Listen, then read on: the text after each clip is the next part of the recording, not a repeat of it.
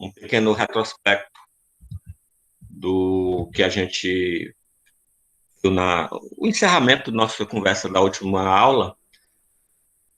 A gente encerrou falando sobre favorecimento pessoal e favorecimento real, né? Então, eu vou só estabelecer aqui as diferenças entre um e outro e a gente continua a partir do artigo 350. Então, vejam só, o favorecimento pessoal é aquela ajuda, aquele auxílio que se dá a quem cometeu um crime, certo? A quem cometeu um crime. Então, não pode haver concurso de agentes, ou seja, não pode haver acordo prévio, nexo subjetivo anterior entre os agentes. Então, se alguém diz, olha, eu vou ali cometer um crime, na volta você me esconde aqui na sua casa, se a pessoa disser sim, ela é partícipe da conduta do crime praticado, não pratica favorecimento pessoal, porque ele tinha um nexo subjetivo anterior, um acordo prévio com o autor do crime.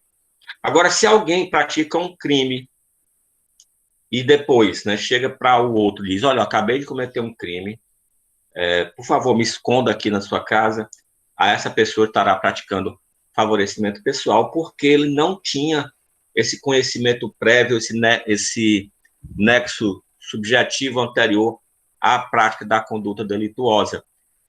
Isso, pessoal, quando eu digo acordo prévio, certo? Ele envolve até o momento antes da consumação do crime, viu? Isso tem reflexo importante quando a gente analisa crimes que são, por exemplo, permanentes. Por exemplo, um sequestro, extorsão mediante sequestro, né? Para pedir resgate.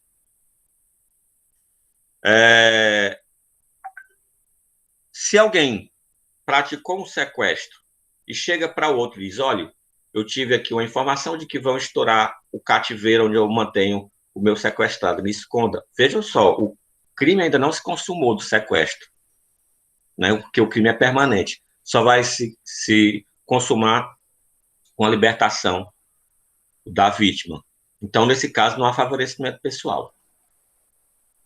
Há participação no próprio sequestro. Agora, se a pessoa praticou um sequestro e diz, olha, a vítima do sequestro fugiu, né? Provavelmente a polícia está me perseguindo, me auxilie. E aí, nesse caso, há favorecimento pessoal, porque o crime anterior já se consumou. Então, para que você verifique se há favorecimento pessoal, você tem que verificar se há consumação do crime anterior para a participação do agente que pratica o artigo 348. De outra forma, a participação no crime. Se ainda não houve o momento consumativo, aí há a participação do crime. Observar que aí surgiu até dúvida na última aula sobre a questão do parágrafo 1º, que o parágrafo 1º fala que não é cominada a pena de reclusão, ou seja, há uma tecnia aí, talvez o legislador deixasse mais claro se o crime é cominado a pena de detenção, né? Porque se é de reclusão, o crime de favorecimento pessoal é do caput, mas se é de detenção, nós temos aí a prática do favorecimento pessoal na forma privilegiada do parágrafo 1º. Então, para analisar se há o favorecimento pessoal simples ou privilegiado, você tem que observar a pena que é aplicada no crime praticado anteriormente. E aí também observar que no artigo 348 há essa isenção de pena para quem tem uma relação, né, de parentesco afetiva com quem praticou o crime, né, ascendente, descendente, cônjuge ou irmão do criminoso. Então, favorecimento pessoal é o favorecimento à pessoa que praticou o crime. Já o favorecimento real, eu espero que o barulho da chuva não esteja atrapalhando, mas vamos lá continuar. Para o favorecimento real, o auxílio que é dado ao criminoso, né, a quem praticou um crime anterior, não é a pessoa do criminoso, mas ela vai tornar seguro o proveito do crime. Então, se alguém, por exemplo, pratica um furto e chega para outra pessoa e diz: olha, guarde isso aqui que eu acabei de furtar, quando as coisas esfriarem eu volto para pegar. Essa pessoa está praticando o favorecimento real, está assegurando o proveito do crime do furto. Desde que, obviamente, também não tenha anexo subjetivo anterior, ou esse favorecimento não seja para a própria pessoa que está prestando o auxílio. Exemplo, se alguém chega para você e diz: olha, eu vou ali praticar um furto, na volta eu vou guardar aqui na sua casa, aí você diz: ok, vá lá. Você é partícipe do crime do furto, porque você tinha um nexo subjetivo, né? Um acordo prévio para a prática do crime, e isso pode ser considerado, em tese, como um auxílio moral. Outra hipótese que não pode ser favorecimento real é a hipótese de receptação. Então, se alguém diz: olha, eu acabei de praticar um furto, furtei esse celular, você quer comprar? Eu lhe vendo barato. E a pessoa compra. Nesse caso, ela não está auxiliando a tornar seguro o proveito do crime para quem praticou o crime. Ela está se favorecendo da prática do crime. Então, nesse caso, é um crime de receptação. Então, cuidado. Outra cuidado que vocês têm que ter é que aquela causa de isenção de pena é, que existe em relação à questão de relação de parentesco afetiva, né? Não vai ocorrer no favorecimento real, apenas no favorecimento pessoal. Ok, então nós encerramos a nossa aula anterior comentando esses dois crimes. A partir do 349, nós vamos ter condutas que se referem a presos. Né? Então, é um bloquinho de artigos que vai se referir a condutas que envolvem presos. Não necessariamente o sujeito ativo aqui será o preso. Pelo contrário, nós só temos um crime que o sujeito ativo é o preso, certo? Mas envolve o auxílio, certo? Ao preso. O 349A já foi comentado quando nós vimos o 319A, que é a prevaricação imprópria. O 319A é um crime contra a administração pública praticado por funcionário público. Só lembrando a vocês o que é o 319A. É a conduta daquele funcionário que é o diretor do estabelecimento prisional ou o agente penitenciário que tem o dever, né, de vedar o ingresso de aparelho de comunicação, de celular, ao preso. Então, o 319A é um crime funcional. O 349A é um crime comum, que é o crime da pessoa que ingressa, promove, intermedia, auxilia ou facilita a entrada de aparelho telefônico de comunicação, móvel, de rádio ou similar, sem autorização legal no estabelecimento prisional. Então, aqui nós temos a conduta de quem leva o aparelho de comunicação para o preso. Obviamente, nós temos aí um elemento normativo que seria a autorização legal, né? Então, que afastaria o crime. Só lembrando o que eu comentei em relação ao 319A.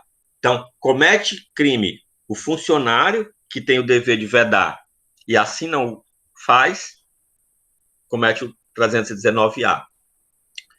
E o particular que leva o aparelho telefônico para dentro de um presídio, ele comete o crime do 349A, que é um crime comum contra a administração da justiça. 319A, crime próprio, funcional contra a administração pública em geral. E o preso que usa o aparelho celular, ele comete crime? Não. Não há tipificação penal para o preso que utiliza aparelho celular. O preso que utiliza aparelho celular, que é flagrado utilizando aparelho celular, ele comete uma falta grave, certo? Prevista no artigo 50 da Lei de Execução Penal. Então, isso vai trazer reflexos na execução da pena. Não traz reflexo como se fosse crime, por exemplo, aumentando a pena, né? Então, se fosse crime, ele seria processado, condenado, e aí essa pena seria unificada à pena que ele já cumpre. Não é dessa forma. Então, aqui no caso, nós vamos ter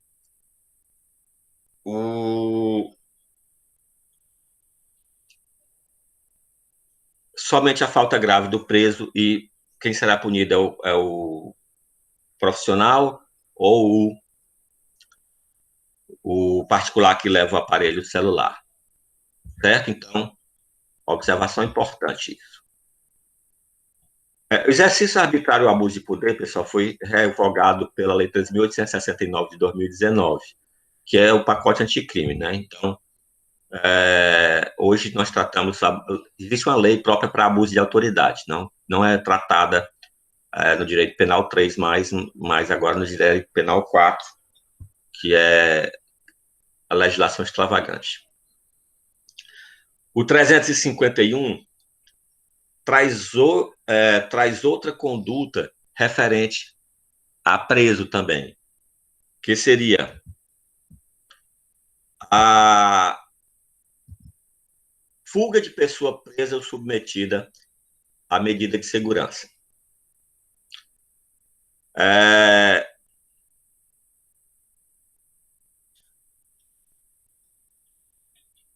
Pessoal, dá só um tempinho aqui, porque desde ontem eu estou com um problema na internet e chegou um técnico agora, se ele desligar a internet vai cair a nossa aula. Então, dá só um minutinho aí que eu vou dizer para ele não interromper minha aula, tá?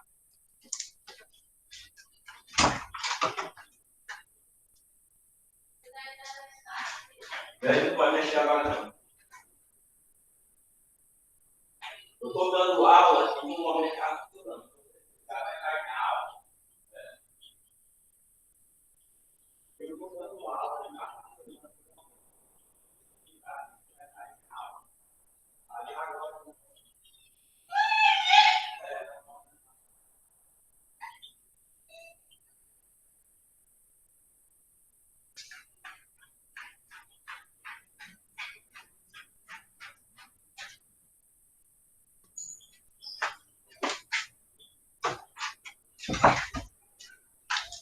Desculpa aí, pessoal, porque desde ontem que a minha internet está falhando direto, certo? Ontem eu não consegui nem dar aula e agora, no momento que está funcionando, aí chega um técnico para desligar. Eu tive que ir lá pedir para ele voltar outra hora. Ok? Desculpem aí. Vamos lá, voltar aqui. Então, ele está falando de fuga de pessoa presa ou submetida à medida de segurança, que é o que a gente vai ver no artigo 351. Observem, essa fuga de pessoa presa ou submetida à medida de segurança também não é conduta de preso, certo? Não é punição ao preso que foge. Porque o preso fugir, certo? Sem que ele pratique violência contra a pessoa, também não é crime. Então, tem gente que diz, o preso tem direito de fugir, né? Na verdade, não há tipificação penal para aquele preso que foge. Se a cela estiver aberta, ele vai embora, né? Então, faz parte da natureza humana buscar a liberdade, né? Então, aqui, a fuga... agora, estou quase sem conseguir falar, porque eu desci e subi a escada correndo para evitar que o cara desligasse. Se eu, de repente, me calar, é porque eu morri, viu, pessoal?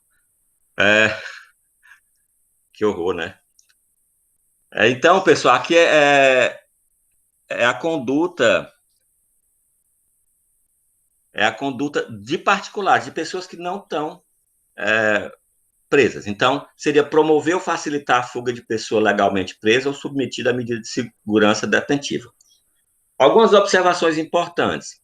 Primeiro, que essa pessoa tem que estar legalmente presa, né? Então, pessoa que está presa de forma ilegal, ela é vítima de cárcere privado, né?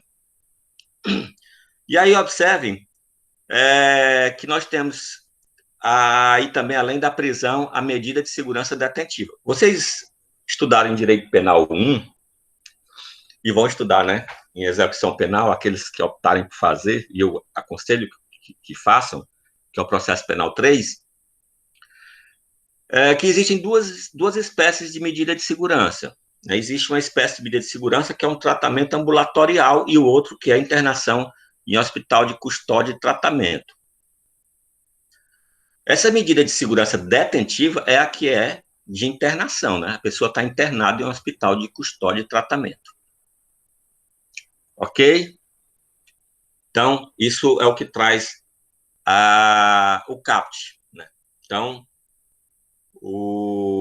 nós vamos ter no parágrafo 1º uma qualificadora, e aí depende de 3 circunstâncias, né, que vão qualificar esse crime, que seria o praticado à mão armada. Então, a mão armada, que significa qualquer espécie de arma, seja arma branca ou não, seja arma própria ou imprópria, ou seja aquilo que é fabricado com o intuito de servir como arma, ou aquilo que é um outro utensílio, uma ferramenta, mas que porventura pode ser utilizado como arma, por exemplo, uma foice. Não, uma foice não é uma arma, uma foice é uma ferramenta de trabalho, mas não há dúvida que pode ser utilizado como arma. Ou por mais de uma pessoa, ou seja, em concurso, ou mediante arrombamento, né? Arrombamento aqui, no caso, a violência contra coisa. Por exemplo, arrombar as grades de uma cela, quebrar um cadeado. O parágrafo 2º aqui se refere acerca da classificação desse crime como de concurso material obrigatório. Então, a violência contra a coisa qualifica o crime no parágrafo 1º, mas a violência contra a pessoa faz com que se aplique cumulativamente a pena do 351 com a pena correspondente à violência. Ou seja, se há, por exemplo, uma lesão corporal, aí nós vamos ter a pena do 351 somada com a do 129 por força do parágrafo 2º. E o parágrafo 3º também tem natureza jurídica de qualificadora, e a qualificadora, nesse caso, é em função, né, em relação a uma posição especial que ocupa o sujeito ativo. Então, aqui o parágrafo 3º fala de da pessoa sob sua custódia ou guarda está o preso ou internado. Então, vai falar sobre, por exemplo, o agente prisional, aquele policial, quando, apesar de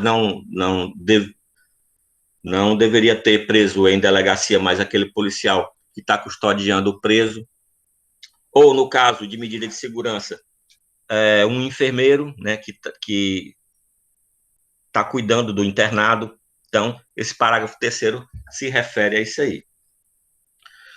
No caso do parágrafo 4º, nós vamos ter a previsão culposa, e, obviamente, só vai se aplicar a previsão culposa, que a pena é bem menor, no caso das pessoas que são elencadas no parágrafo 3º. Então, de maneira geral, o 351 crime comum, mas o parágrafo 3º e 4º, a classificação desse crime vai ser como crime próprio, né? Então, somente a pessoa que tenha custódia ou a guarda pode praticar o crime na figura do parágrafo 3º e também pode ser responsabilizado de forma culposa pelo artigo 351. Quanto aos principais elementos, a gente praticamente já comentou, vamos só fazer uma retrospectiva aqui, né? Então, nós vamos ter a pessoa legalmente presa ou submetida à medida de segurança detentiva, né? Então, o objeto material é a própria pessoa, né, do preso ou daquele que é submetida à medida de segurança. Observar que essa prisão tem que ser legal, não importa se ela tem natureza civil ou criminal, e de natureza civil a gente só tem uma espécie de prisão, que é a do devedor de alimentos, né? Ou se ela é provisória ou definitiva, né? Então, aqui a definitiva é para aqueles que têm sentença penal condenatória transitada em julgado, e quem tem e a prisão provisória é para quem não tem sentença penal condenatória transitada e julgada ainda e está cumprindo a pena antecipadamente, ou contra ele tem determinado medidas de prisão cautelar, e aí tem que ter, para que ela seja legal, né, ela tem que obedecer às hipóteses previstas de prisão cautelar, né, que são a prisão preventiva, né, que estabelecida as suas hipóteses pelo artigo 312 do Código de Processo Penal, e a prisão temporária, né, que aí tem uma legislação específica para essa prisão, que é aquela que só ocorre na fase de investigação criminal, né, na fase pré-processual. Em relação ao elemento subjetivo, né, o dolo, mas admite a forma culposa para aquelas pessoas, né, elencadas no parágrafo 3º, ou seja, quem tem a custódia ou tem a guarda da pessoa. E, como eu já falei, né, a questão de mão armada abrange tanto arma própria quanto arma imprópria, ou arma branca, ou de fogo, qualquer coisa que possa ser utilizado como arma.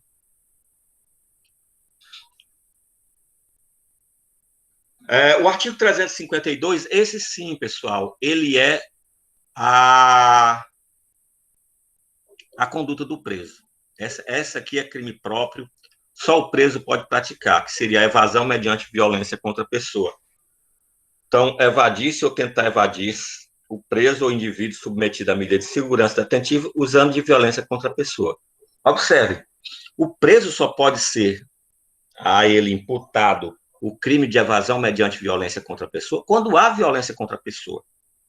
Pois se não há violência contra a pessoa, não há crime. Por exemplo, a porta está aberta, a cela está aberta, ele quebra a grade, ele quebra o cadeado, não há crime.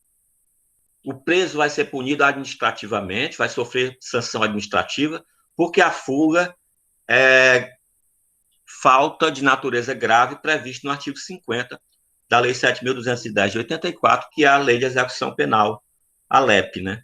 Então, para que haja o enquadramento do preso como crime, né, com a fuga, aí nós temos que observar se a violência é contra a pessoa, não é violência contra a coisa, é contra a pessoa. E aí, como há violência contra a pessoa, nós vamos ter também aqui, mais uma vez, o concurso material necessário, né? Então, se há, por exemplo, uma lesão corporal, o preso vai responder pelo artigo 352 e pelo 129 de forma cumulativa, né? E se condenado, né, essa pena, ele é condenado, será somada à pena que ele já cumpre, né? Haverá a unificação da pena por parte do juiz da execução.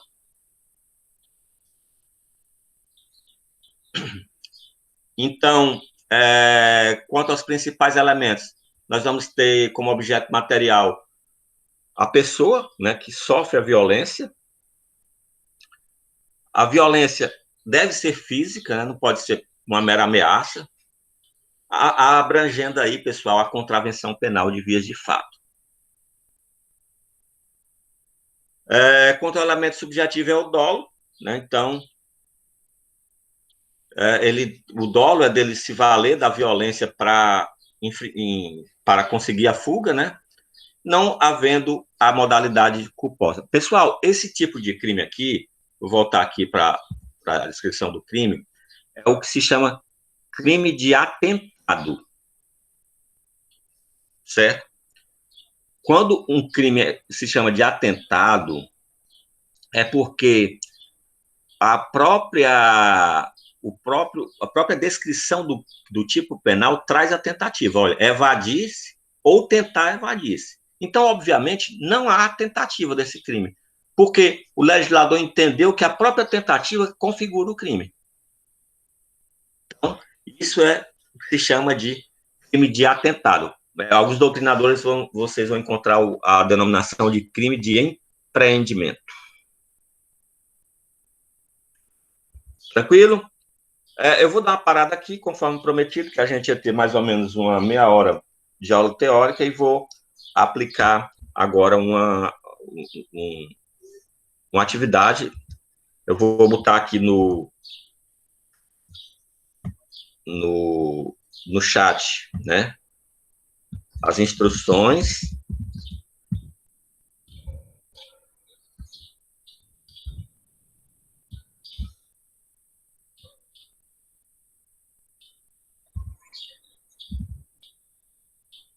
E vou liberar agora para vocês a atividade. Vou ficar aqui um pouquinho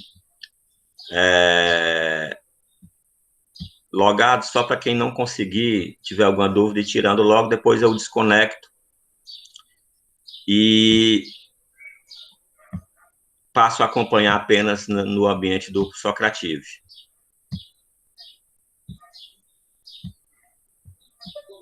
Vocês já podem conectar. Certo? Já está liberado. Tentem aí. Aqueles que não comentaram nada no chat ainda, dê um ok aí, só para registrar que vocês... Só para registrar o nosso recorde, né?